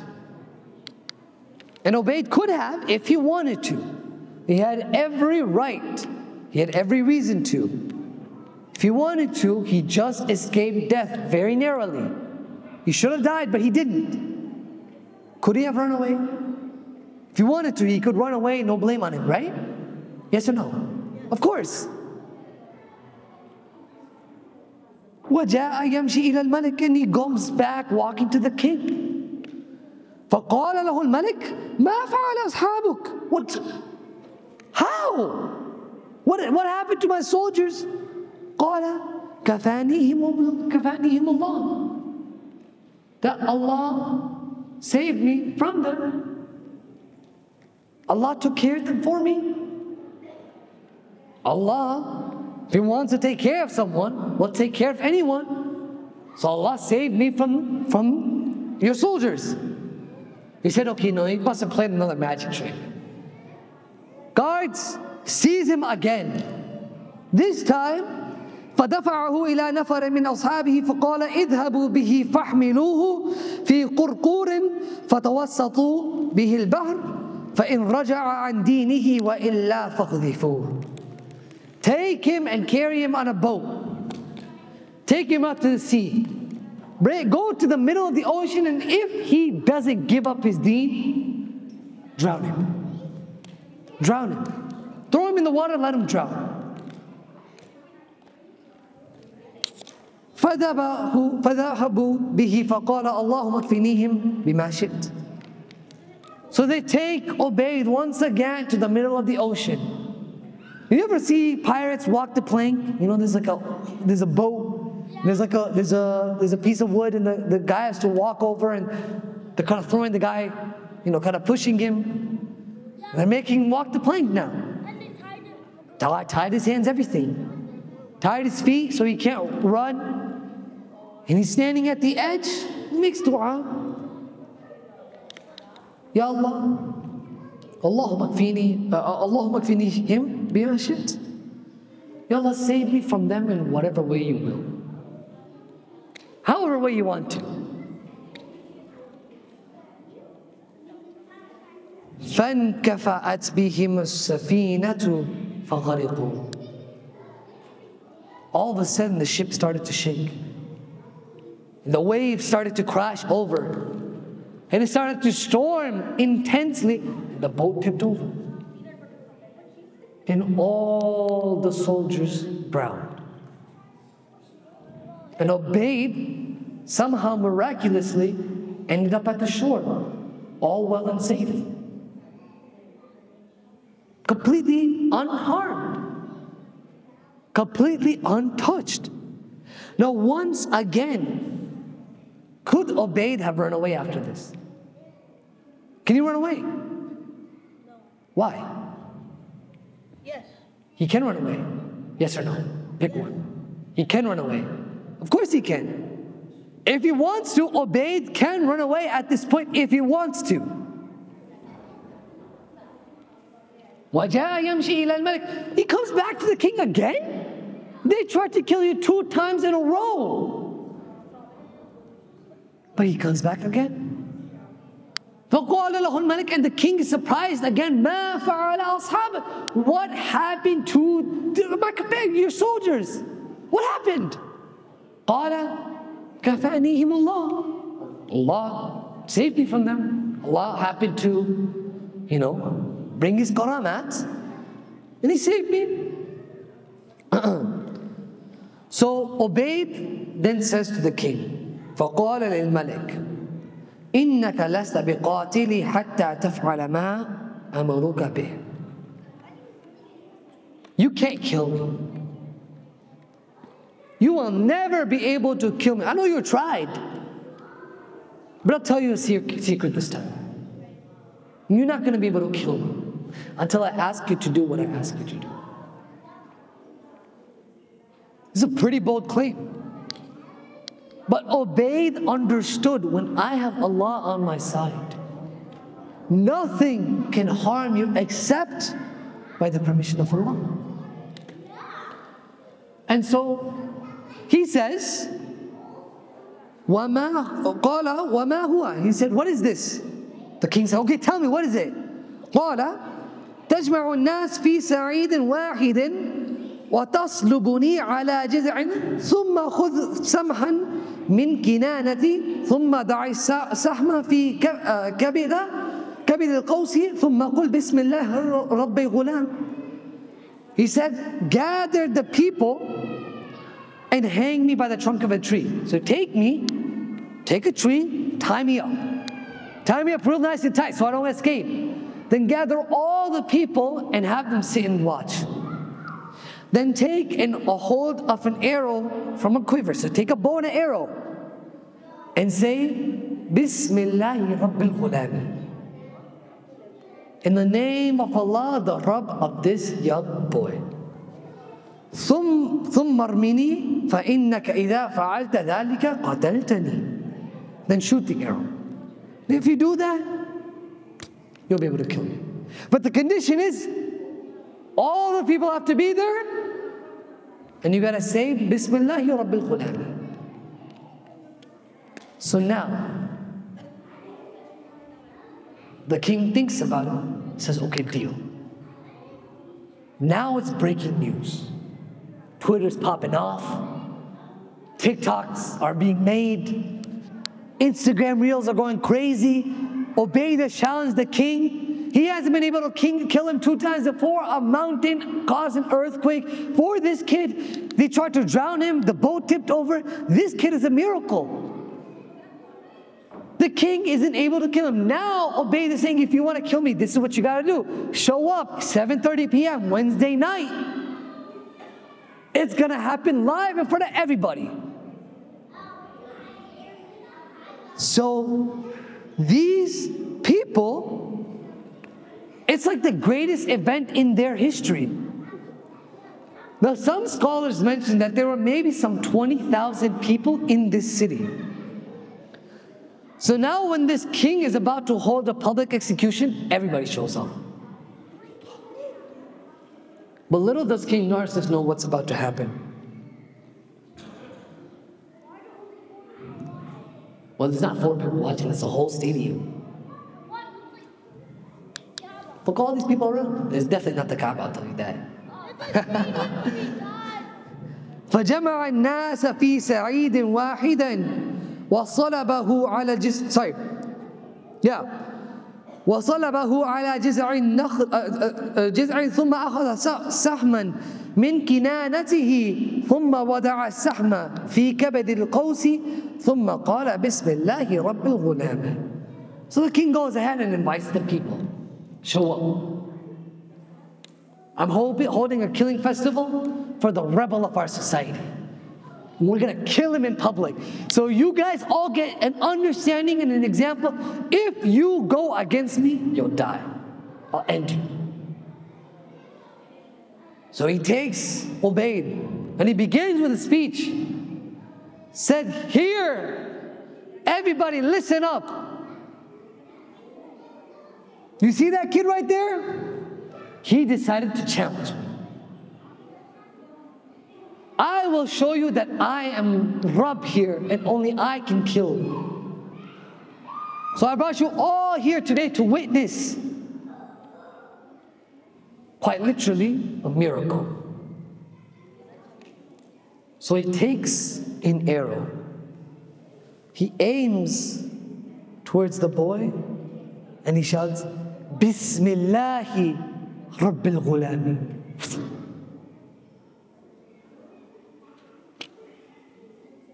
ثم رماه فوقع السهم في صدغه فوضع يده في صدغه في موضع السهم فمات. The arrow hits Ubaidah in the side of his head and he dies. He died.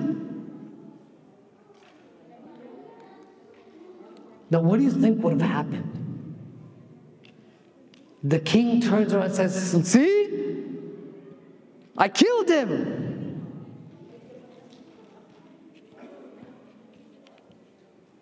فقال الناس آمنا برب الغلام آمنا برب الغلام آمنا برب الغلام. We believe in the Rabb of this young boy. And all of a sudden, Narcissus is confused. What? I killed him in front of you. Why are you saying you believe in the Rabb of this young boy? فأتي الملك فقيل له أرأيت ما كنت تحذر قال والله نزل بك حذرك قد آمن الناس. Didn't you realize what happened? The boy played you. That was a trap. It was the plan of the boy this entire time to trick the king into convincing the people that Allah was real. He brought the entire city in front of everyone and showed that the only way I could kill the boy was by taking the name of the real Rabb, the real Allah. Everybody saw. Do you see that Allah has actually done what you aimed at, averting what you didn't want to happen? You didn't want that to happen, but Allah caused it to happen anyways.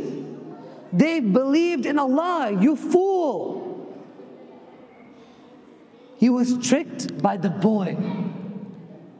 It was a trap and it worked.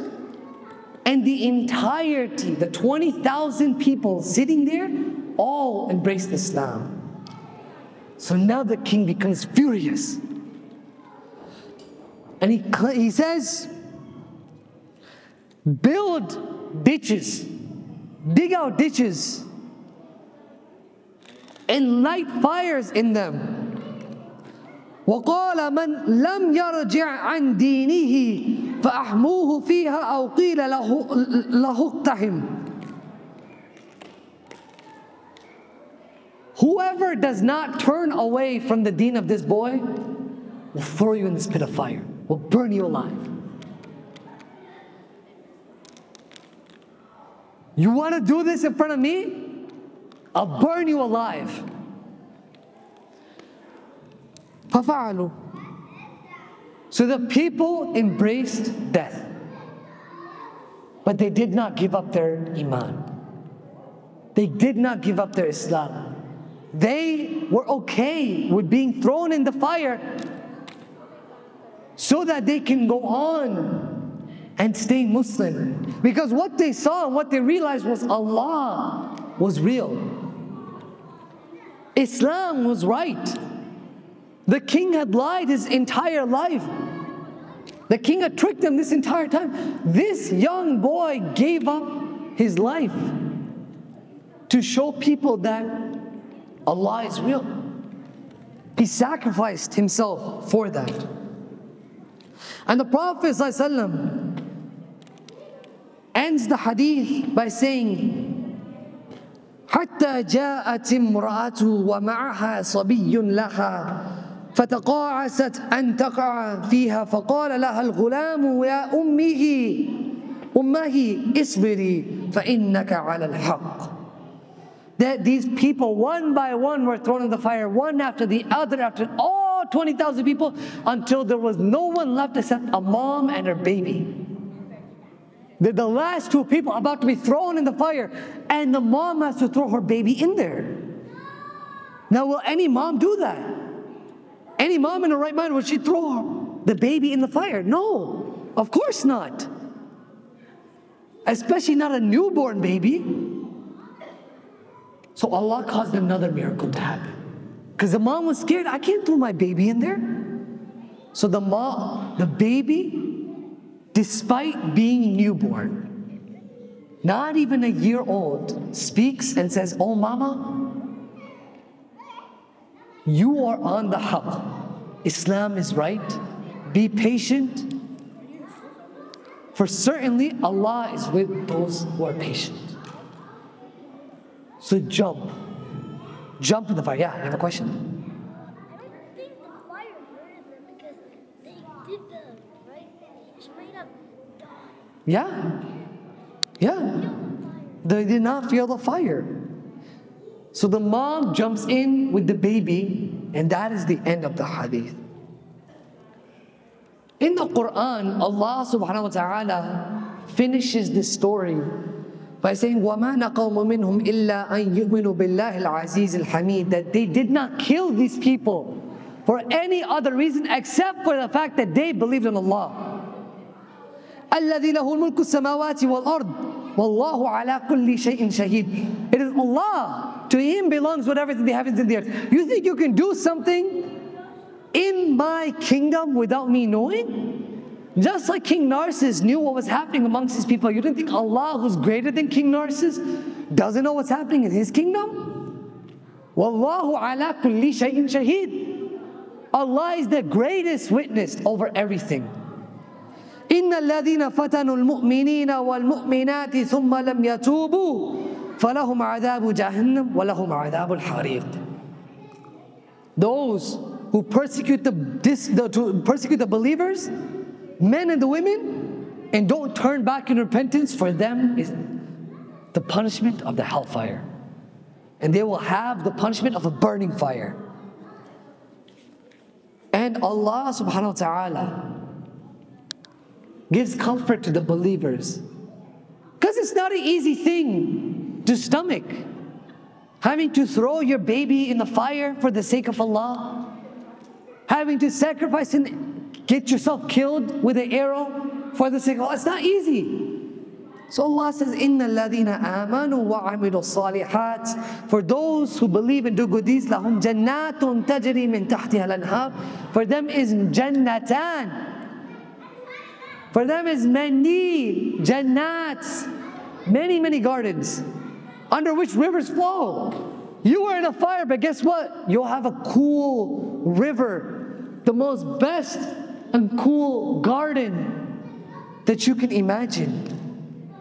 ذَلِكَ الْفَوْزُ الْكَبِيرُ. This is the greatest of all the triumphs. From a dunya point of view, it seems like King Narcissus won in the end because he killed everybody. But alhamdulillah for Islam. Because you ask yourselves, who really won in the end? We live, my brothers and sisters, for more than just this dunya. We live for al-akhirah. We live for the sake of Allah. Being Muslim isn't easy. Being Muslim comes with sacrifices. It's hard to carry that title. If you don't believe me, look at our brothers and sisters overseas in Palestine. Look at them in China, in India, in Yemen, Sudan. Why are they being persecuted and killed? For no other reason except as Allah mentions. As someone from the family of Fir'aun said, أَتَقْتُلُونَ رَجُلًا أَن يَقُولُوا رَبِّيَ اللَّهِ. You're really going to kill someone because they said my Rabb is Allah? Does that even make sense? This story teaches us many lessons. But the greatest lesson amongst them all, watch out for the bottle, is that when we have Allah, we will never have anything else to fear for in our lives. Through this young boy, Allah allowed the da'wah to continue to spread. Now I want to share one fun fact. At the start, I mentioned some ayat of Surah Al-Ankabut. أَحَسِبَ النَّاسُ أَن يَتْرُكُوا أَن يَقُولُوا آمَنَّا وَهُمْ لَا يُفْتَنُونَ, and so on and so forth. Do the people really think that they will not be tested for saying Amanna, we believe? وَلَقَدْ فَتَنَّا الَّذِينَ مِنْ قَبْلِهِمْ. We certainly tested those before them. What's interesting is Surah Al-Ankabut is the 29th surah from the start of the Quran. And if you look at the 29th surah from the back, starting from Surah Al-Nas, is Surah Al-Buruj. And these two surahs were revealed in reference of Ashab al-Ukhdud. So on one side, the themes and the ideas are mirrors of each other. These surahs which were revealed for Khabbab ibn al-Arat, radiyallahu ta'ala anhu, beautifully mirror each other. Beautifully have their messages reflected on each other. Because they both talk about the hardships in the past. Do you really think you could be able to say you're a believer and Allah is not going to test you with it? Those before you were tested فَلَيَعْلَمَنَّ اللَّهُ الَّذِينَ صَدَقُوا. So we could show you who are telling the truth. This Islam isn't easy. If you want to know what a test is, yes, the people in Palestine are tested today. Yes, the people in China are tested today. Yes, even we here in America are tested today. But if you want to know what a real test of Allah is, such that Allah wanted it to be recalled for the rest of humanity as we know it, until Yawm al-Qiyamah. Go read Surah Al-Buruj. How beautiful is Allah's storytelling. How beautiful is the structuring of the Quran. Only truly can be divine speech. Subhanallahi amma yushrikun. Subhanallahi amma yasifun. And even more so than that, Allah rewards our pains and sufferings. We know through the Quran and through the hadith of the Prophet ﷺ that nobody experiences any hardship except that Allah forgives their sins. Wallahu ma'as sabirin. Allah's with those who are patient. No hardship happens except that Allah knows it happens and that He will reward the people who suffer for it. Allah has a plan. Do we really trust Him? We see those who are killed in the way of Allah, and we're like, how did they give up their lives? And we think it's such a horrible, horrendous thing. And it's a hard thing to stomach. And we complain, Ya Allah, why? Ya Allah, why is this atrocity happening? You know who isn't complaining? You know who isn't crying over the fact that they suffered for the sake of Allah? The Prophet ﷺ says that no creature who enters Jannah would ever desire to ever return back to dunya. Not a single. Who wants to go back to dunya after you enter Jannah? Who? Do you want to go back to dunya after you come? No, of course not. Imagine you had everything you could ever ask for. Why would you ever want to come back to this world? Except for one person. Not the kafir. Well, the kafir, he's not in Jannah though. For the people in Jannah, the people who died for the sake of Allah, the martyrs, they want to come back just so they can relive their martyrdom again and again and again and again. 10 more times over, just so they can be rewarded from Allah, because they see the reward of Allah. This is from amongst one of the most authentic ahadith you can come across, for being from amongst Bukhari and Muslim. It's not some small thing.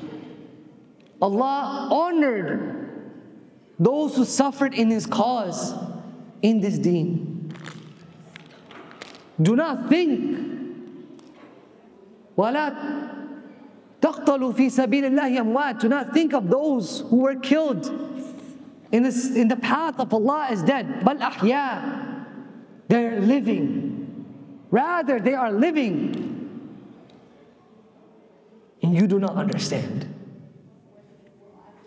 When the test comes down on us, don't think of a test as a punishment.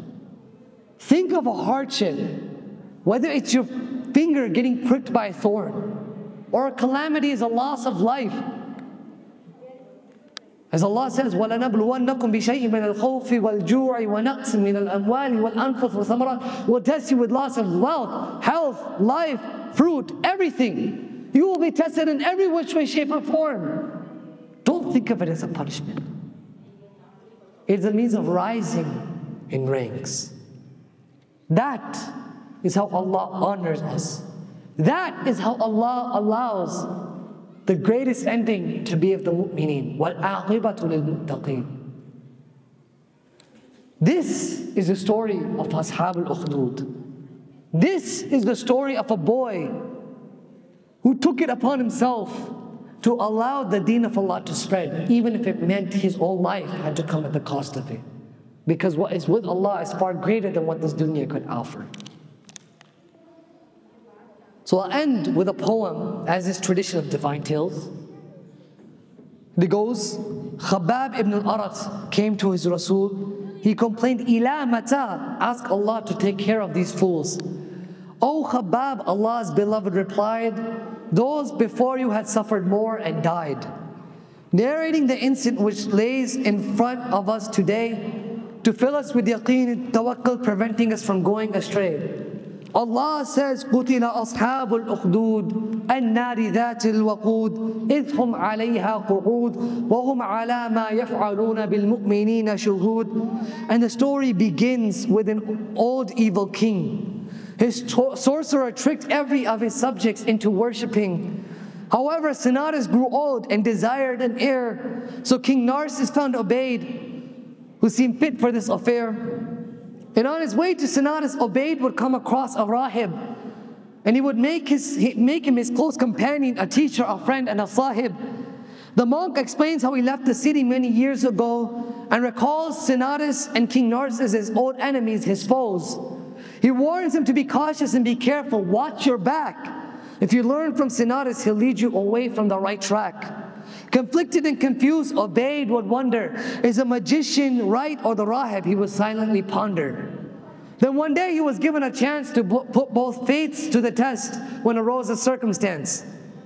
A beast blocked the path and he picked up a stone. Oh my Rabb, guide me to what's right and do not leave me alone. He struck in the name of Islam and the truth became clear. Sinadis and King Narses had been deceiving people for all these years. Upon embracing the haqq, he was told to expect a test, because that's what happens when Allah makes you from the best. Eventually the king finds out Ubayd's truth. He tortured and punished him, beating up this youth. He ordered for him to be killed, yet failed many times. He learned he could only do so by invoking the divine. King Narses agrees and walks right into the trap. Ubayd becomes a martyr, but not without giving a good slap. The city openly declares, we accept this boy's Lord. Narses said, whoever declares Islam will feel the wrath of my sword. Narses ordered for a ditch of fire to be dug. One by one, throw them in, he commanded his thugs. Although the story may have a sad ending, the punishment and reward are for those deserving, all of them still pending. Know that no pain or torture, no suffering or cry, nothing goes unnoticed under your Rabb's watchful eye. A worthy sacrifice indeed, truly a noble deed. And our Rabb beautifully promises, وَالْعَاقِبَةُ لِلْمُتَّقِينَ. Whenever backs are against the wall and the situation looks dire, the Muslims have the best reason to stand tall, no matter what the enemies conspire. As hopeless as the situation gets, we always win in the end. They can continue to be big threats. Don't worry, we'll have the last laugh, my friend. I ask and pray to Allah that He allows us to review and reflect on this reminder as is diligently due. That He allows us to become people of the Quran, the people of Nur. And I pray that Allah accepts from each and every single one of us and writes us from amongst as-sabiqun al-awwalun and admits us into Jannat al-Firdaus al-A'la through and through. Subhanakallah wa bihamdik. Nashhadu an la ilaha illa ant. Nastaghfiruka wa natubu ilayk. A'udhu billahi min ash-shaytan ar-rajim. بسم الله الرحمن الرحيم والعصر إن الإنسان لفي خسر إلا الذين آمنوا وعملوا الصالحات وتواصوا بالحق وتواصوا بالصبر سبحان ربك رب العزة عما يصفون وسلام على المرسلين والحمد لله رب العالمين جزاك الله خيرا بارك الله فيكم والسلام عليكم ورحمة الله وبركاته.